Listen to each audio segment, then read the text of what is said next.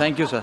Sir, आज मैं जिस मुद्दे पे बोलने के लिए खड़ा हुआ हूँ वो मेरे दिल के बड़े करीब है।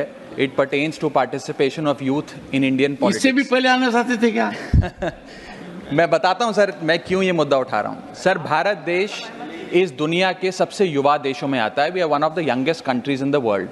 हमारे देश की औसत उम्र मात्र 29 साल है। हमारे देश की 65% आबादी 35 साल से कम आयु की है। हमारे देश की आधी आबादी 50% से ज़्यादा आबादी 25 साल से कम आयु की है। लेकिन क्या हमारे नेतागण, हमारे चुने हुए प्रतिनिधि भी इतने युवा हैं?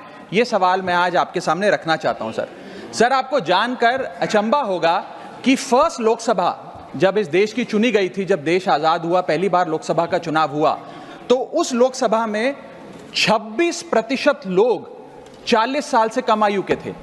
और अभी 17वीं लोकसभा जो अभी 2-2.5 महीने पहले समाप्त हुई, उस लोकसभा में मात्र 12% लोग 40 साल से कम आयु के थे।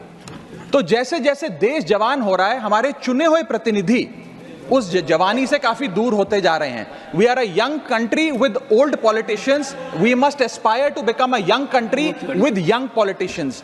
और ये क्यों हो रहा है सर? ये इसलिए हो रहा है क्योंकि politics is considered to be a bad profession. जब बच्चा बड़ा होता है तो माँ बाप कहते हैं कि बड़े होके बेटा डॉक्टर बनना, इंजीनियर बनना, स्पोर्ट्स पर्सन बनना, साइंटिस्ट बनना, चार्टर्ड अकाउंटेंट बनना। कोई ये नहीं कहता कि बड़ा होके नेता बनना, राजनीति में जाना। तो मुझे लगता है कि आज हमें युवाओं को इंसेंटिवाइज करने की जरूरत है ताकि वो भारत की मुख्य धारा की राजनीति में आएं। और इसके लिए सर मैं ये सुझाव लाया हूं कि, और मेरे आपके माध्यम से निवेदन है भारत सरकार से, कि इस देश में चुनाव लड़ने की उम्र 25 साल है। आप लोकसभा का चुनाव हो या विधानसभा का चुनाव हो, वो चुनाव लड़ने के लिए आपकी कम से कम उम्र 25 साल होनी चाहिए।